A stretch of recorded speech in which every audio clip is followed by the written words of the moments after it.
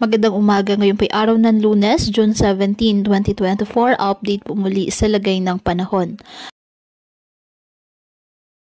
Ayon sa Pag-asa, southwest monsoon o habagat ang nakakaapekto sa western section ng Southern Luzon at Visayas.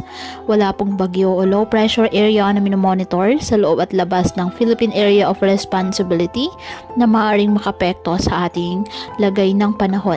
Ngayong araw, ang Palawan at Occidental Mindoro, asahan ang maulap na kalangitan, kalat-kalat na pag-ulan at thunderstorms dahil pa rin po sa habagat.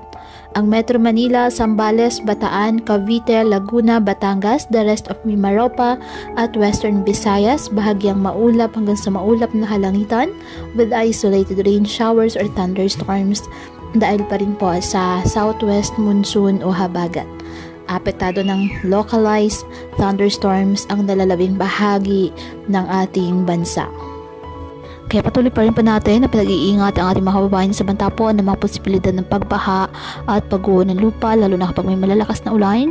At ugaliin po na magdala palagi ng payong o hatan mo panangga sa ulan sa tuwing lalabas po ng ating mga tahanan. At yan po muna ang update sa lagay ng panahon ngayong araw.